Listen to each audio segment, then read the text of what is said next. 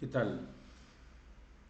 Hace mucho que no subo un video. Voy a hablar hoy de la noción de inconsciente en Freud y en Lacan. Eh, en Freud recomiendo un artículo que se llama Algunas observaciones sobre el concepto de lo inconsciente en psicoanálisis. Es un artículo breve de 1912 donde ahí básicamente él explica tres nociones, tres modos de entender la palabra inconsciente. La primera es la noción descriptiva, que es la que más vulgarmente se tiene, de pensar lo inconsciente, un poco según la etimología de la palabra inconsciente, como lo que está privado de conciencia, como aquello que no es consciente, que es un tipo de noción descriptiva eh, y que puede coincidir con lo que Freud llama preconsciente. Obviamente, cuando olvidamos ciertas cosas, cuando un montón de datos o representaciones o ideas pasan al olvido, dejan de ser conscientes, pero pueden llegar a recuperarse con relativa facilidad. Bien, esta sería la primera noción, que es una noción que el psicoanálisis no ha inventado, existía mucho antes mucho antes de Freud, y los filósofos siempre percibieron esta dimensión de lo inconsciente. La segunda noción es la noción dinámica. Ustedes saben que la metapsicología consiste en explicar las cosas desde un punto de vista tópico, económico y dinámico. Son esos tres puntos de vista. Yo no me voy a detener ahora en explicar esos tres, me voy a detener en el dinámico.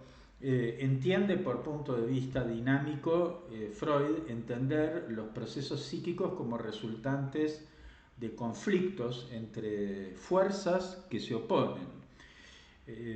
La concepción dinámica del inconsciente lo haría coincidir con lo reprimido, con algo que ha sido reprimido a raíz de un conflicto, una determinada representación o un complejo de representaciones o de ideas pasa a ser inconsciente y no consigue ser recordado fácilmente o aceptado fácilmente, porque entra en conflicto con el yo narcisista o con los ideales del sujeto.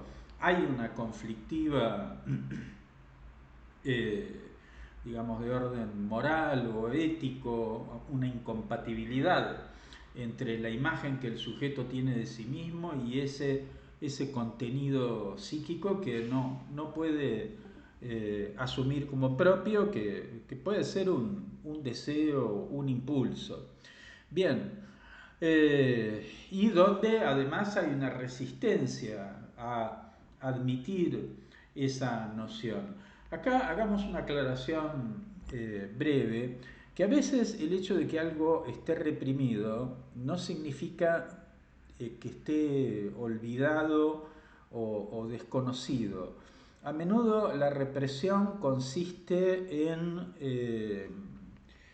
deshacer o imposibilitar la asociación entre dos cosas, que a veces un sujeto no conecta, puede ser consciente de una idea y de otra idea, pero no sabe que esas dos cosas, es decir, están conectadas, que a veces el sujeto no sabe que una determinada conducta suya o algo que le pasa, bueno, justamente está conectado con algo que le pasaba a su padre o a su madre, es decir, una identificación, pongamos, y que a veces no es que cada contenido ha sido olvidado o desconocido, no siempre la represión coincide con una especie de amnesia, sino que el sujeto no conectaba, no podía conectar una cosa con la otra.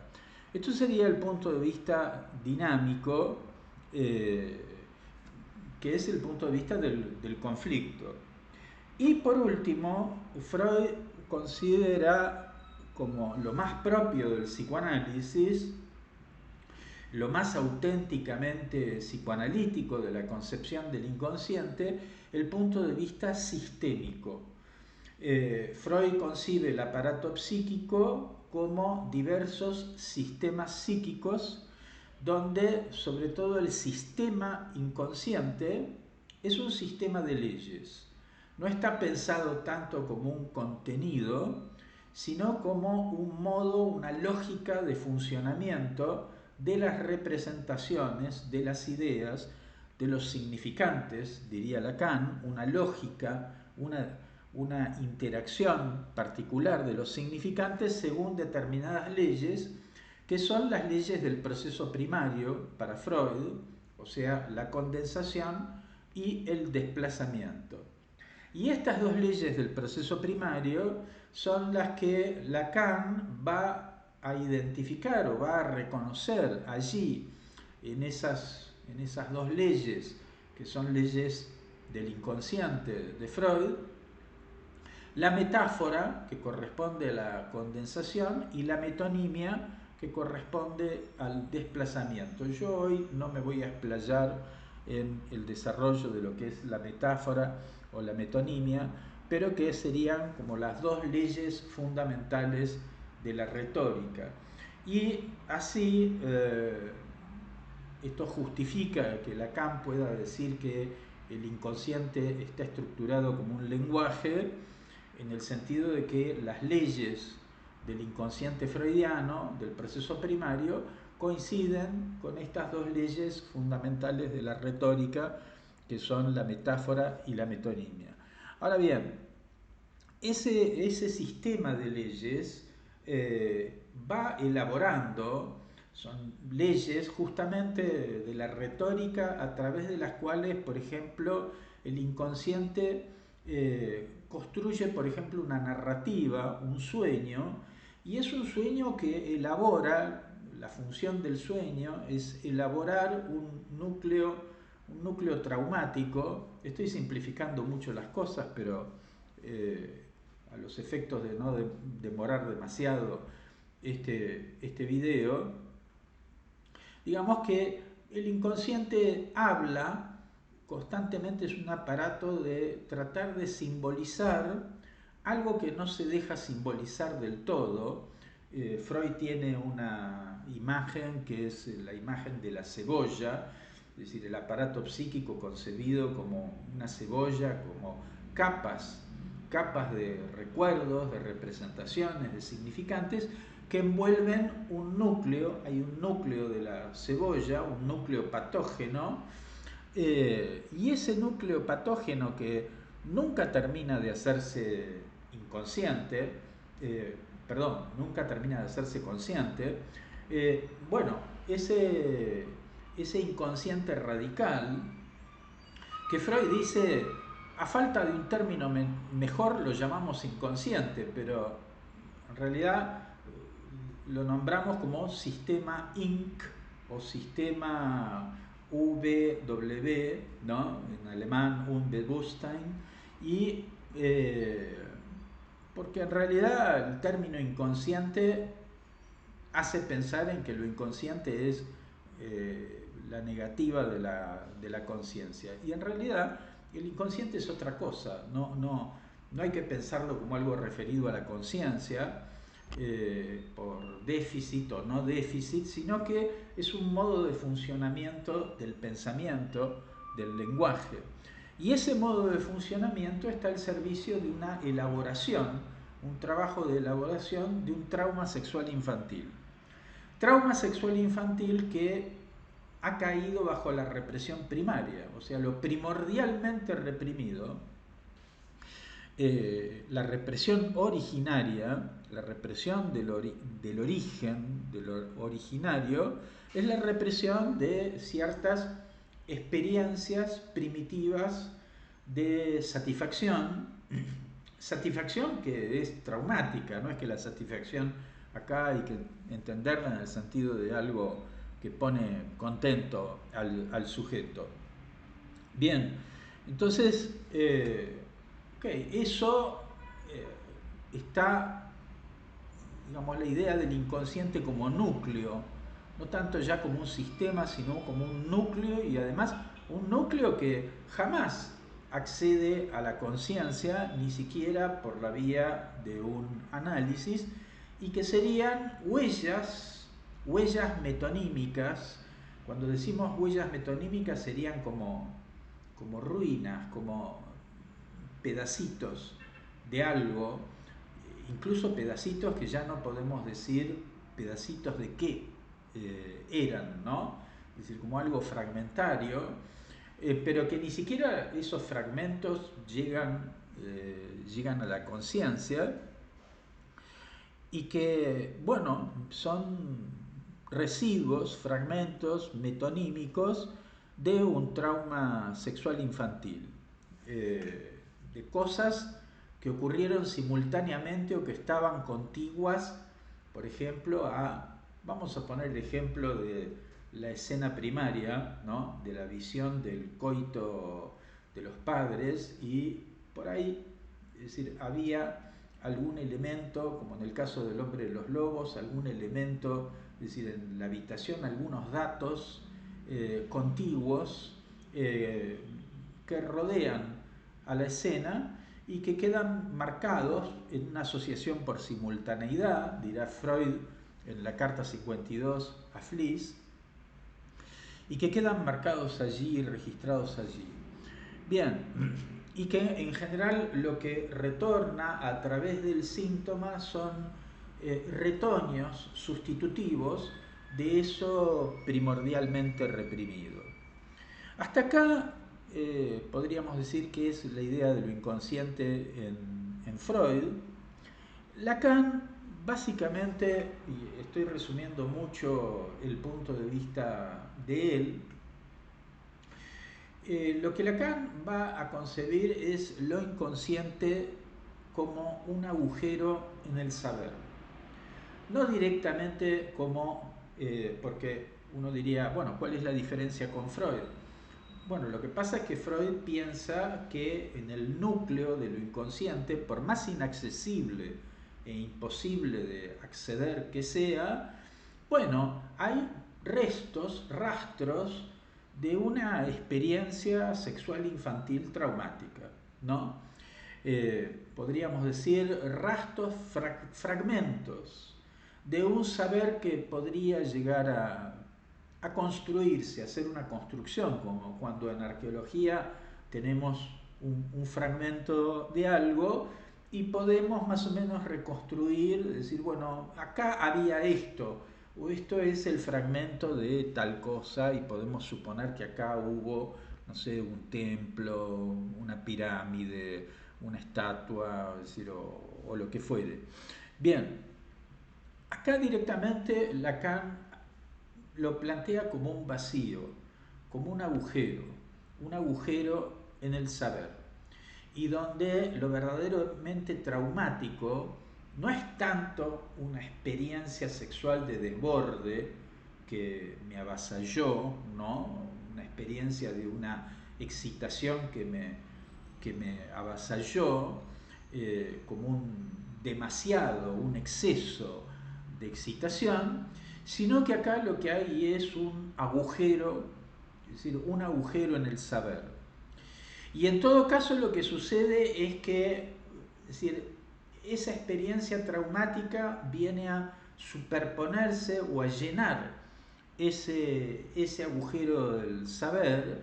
Ahí ya entraría el fantasma como defensa, el fantasma de una experiencia traumática, de haber sido traumatizado por el otro, vendría a llenar ese agujero del saber. Esto básicamente trae ciertas consecuencias clínicas, en el sentido de que desde el punto de vista de Lacan, Freud, el trabajo freudiano, la clínica freudiana, sería una clínica de desciframiento, como un trabajo de arqueólogo que trata de buscar la primera escena traumática, como una búsqueda de esa primera escena traumática. Mientras que desde el punto de vista de Lacan, más bien el curso de un análisis tiende más bien a confrontar al sujeto con la imposibilidad de saber. Del lado de Freud, pero esto se puede discutir, no es lo que yo pienso, pero es por ahí lo que pensaba Lacan. Del lado de Freud hay un esfuerzo de tratar de hacer aparecer, de tratar de construir o de reconstruir esa escena traumática infantil, y eso lleva a que el análisis sea interminable, porque uno siempre puede estar reconstruyendo la escena traumática infantil, siempre hay asociaciones, y además es lo que sostiene la idea de la transferencia como sujeto supuesto saber. Es decir, es la idea de que, de que allí donde se produjo una formación del inconsciente, un sueño, un vacío, un lapsus, una interrupción, es decir, en mi discurso, en las lagunas de mi discurso, habría un saber supuesto, un saber oculto. Es la idea de, analizándome, yo estoy buscando un saber que me falta, ¿no? Mientras que la perspectiva de Lacan sería más bien que esta idea del sujeto supuesto saber es una defensa, porque es creer que en algún lado hay un saber que puede llegar a rellenar ese agujero, cuando en realidad ese agujero es un agujero en el saber, no hay saber, hay imposibilidad de saber. Por eso Lacan en el Seminario del Acto Analítico dice, el análisis no es un conócete a ti mismo, sino que es una experiencia del límite del conócete a ti mismo. Es decir, como experimentar que hay un límite a lo que puedo conocer de mí mismo. Y ante ese límite no me queda otra cosa que inventar algo o llevar a cabo un acto de invención o de creación frente a lo real de un límite que no se puede franquear. Bien, con todo, digamos que en Freud también está la idea de un imposible a saber, porque Freud habla de un ombligo del sueño, que uno puede analizar un sueño, lo puede analizar y lo puede analizar y lo puede analizar, pero siempre va a haber un ombligo, un núcleo, donde las asociaciones pueden ser infinitas, pero siempre hay algo desconocido allí. O sea que el agujero de saber, como dice Jacques Alain Miller, si bien él piensa que Freud tiende a estar equivocado en este punto, pero que el agujero de saber, pese a todo, está preservado en Freud. O sea que las diferencias por ahí no son tantas. Sí hay una diferencia clínica porque, digamos, del lado de Lacan se privilegiaría más el corte, el hecho de no abundar mucho en la elaboración, el estar dando vueltas y vueltas, buscar más el corte que el desciframiento, aunque las dos cosas no son incompatibles. Bueno, a grandes rasgos, esto sería la idea de la diferencia entre Freud y Lacan en cuanto a la noción de inconsciente.